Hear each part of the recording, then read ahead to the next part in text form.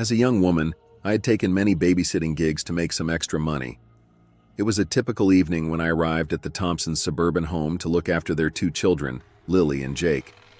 The parents seemed friendly and gave me a quick tour of the house, including some general instructions.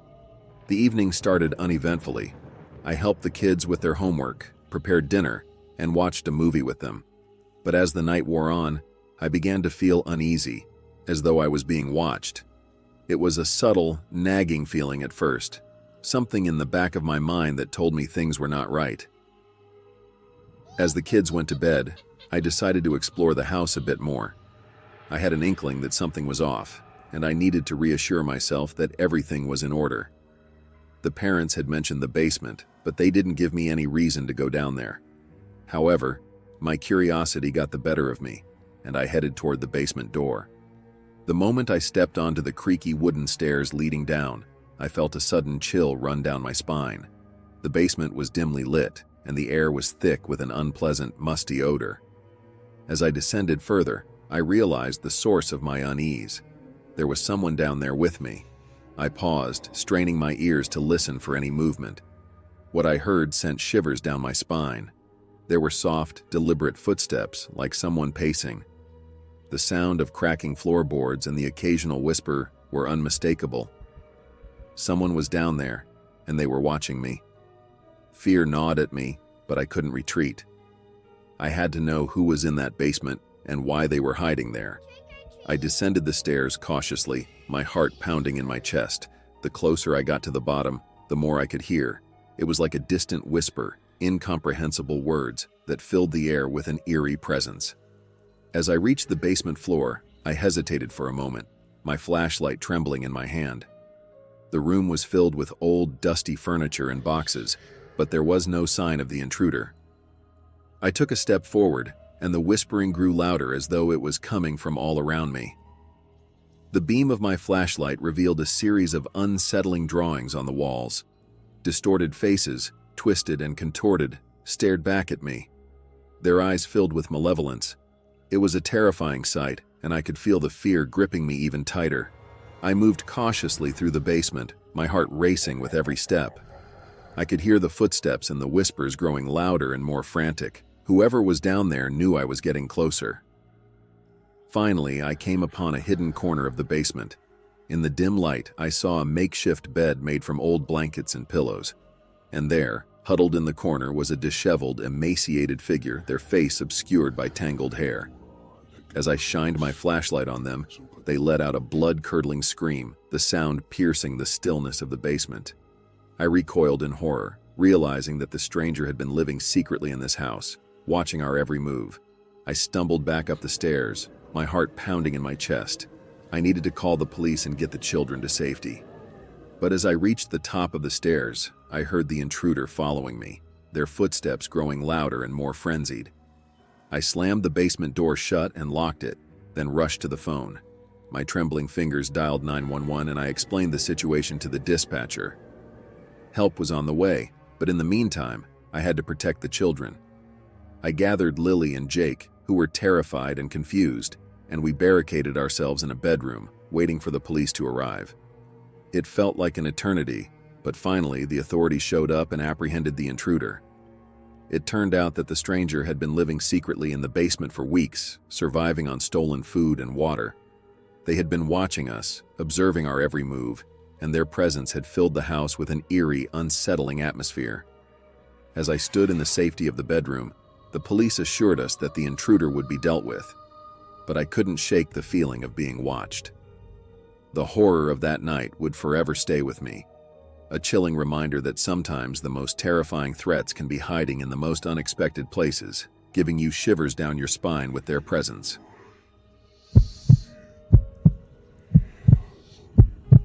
It was a typical evening when I arrived at the Johnsons' picturesque home to babysit their two young children, Emily and Michael. The parents had left detailed instructions, and everything seemed perfectly normal. The kids were well behaved, and our evening was filled with games, stories, and laughter. As bedtime approached, I received a polite reminder from Mr. Johnson to make myself at home and help myself with anything I needed. Feeling comfortable, I decided to explore the living room. Amidst the family photos displayed on the mantelpiece, I noticed an unusual leather-bound book hidden behind some framed pictures. It was old, its pages yellowed with age. Curiosity got the better of me, and I gently retrieved the book from its hiding place. I opened it, and to my shock, a collection of horrifying photographs lay within. They depicted different babysitters, young women like myself, each with an eerie title beneath their picture, such as Babysitter 1, Babysitter 2, and so on. The chilling part was that all the pictures showed these women in distress, with bloodstains and looks of terror on their faces. My heart raced, and I felt a cold shiver run down my spine. I had stumbled upon something that was beyond unsettling. There were dozens of pages, each filled with more and more horrifying images of babysitters who had come before me, all marked with the same numbering system. Fear began to grip me, and I felt a growing dread as I realized that the Johnsons might not be the loving family I had initially thought. What kind of family keeps a sinister collection of photos like this? My mind raced with possibilities, and the more I thought about it, the more terrified I became. Suddenly, I heard a creaking noise coming from upstairs. It was the unmistakable sound of a door slowly opening. Panic surged through me, and I knew I had to get the kids and get out of the house. I raced up the stairs, my heart pounding in my chest, and hurried to the children's room. I found Emily and Michael fast asleep, blissfully unaware of the horror that was unfolding. With trembling hands, I scooped up the children and rushed back down the stairs, glancing anxiously at the book of sinister photographs. I knew I had to escape, but I had to do it quietly to avoid detection.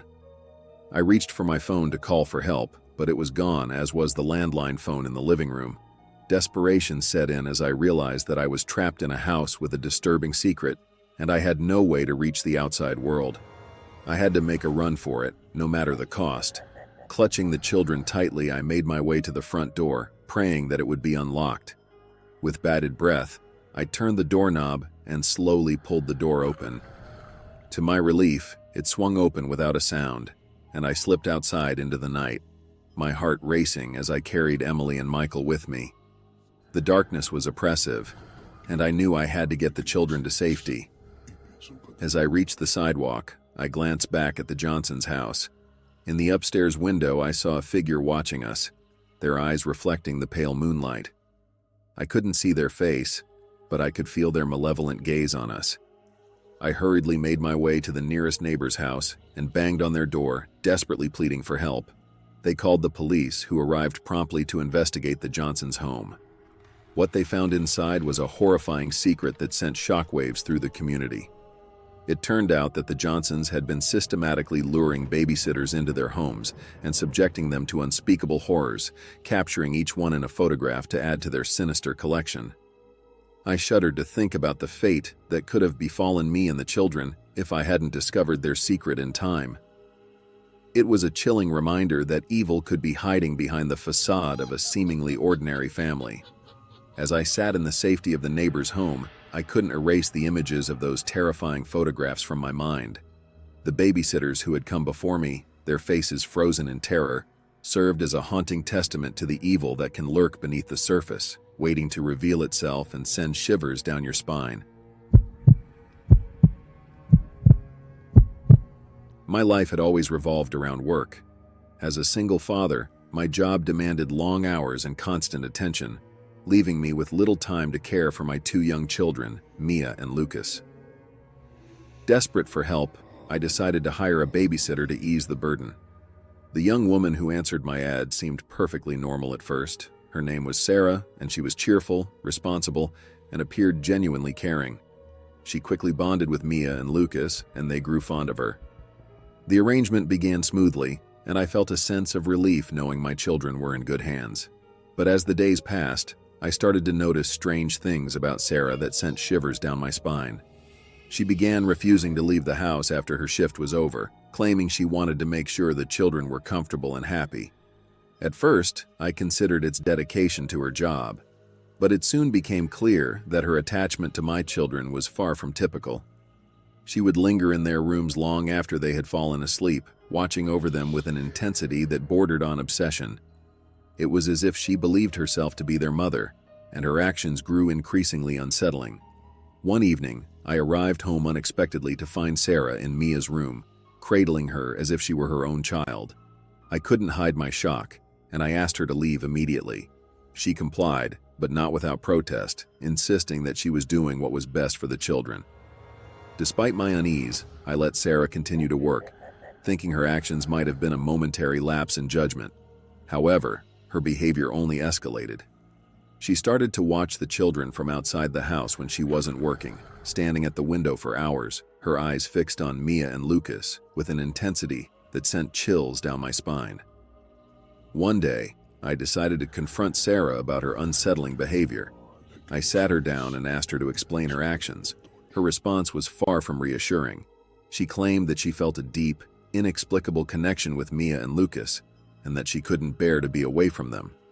I knew something was seriously wrong. It was clear that Sarah's attachment to my children had crossed into a dangerous territory, and I had to protect them.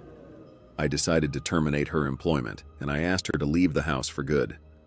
Sarah's reaction was unexpected and chilling. She began to scream, insisting that she was the children's true mother and that she would do anything to keep them with her. I realized I was dealing with a woman who was not only obsessed, but dangerously unstable. As I tried to usher her out of the house, Sarah became physically aggressive, scratching and clawing at me as if possessed by a manic desperation. It took all my strength to finally force her out and lock the door behind her. But my ordeal was far from over. In the days that followed, Sarah's obsession with Mia and Lucas took a more sinister turn. She began sending threatening messages, promising to take my children away and do whatever it took to keep them under her control. I knew I had to act swiftly to protect my children from this deranged woman.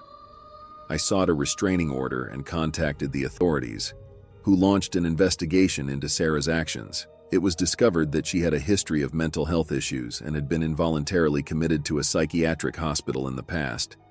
The legal process was a harrowing experience, but I was determined to do whatever it took to ensure my children's safety.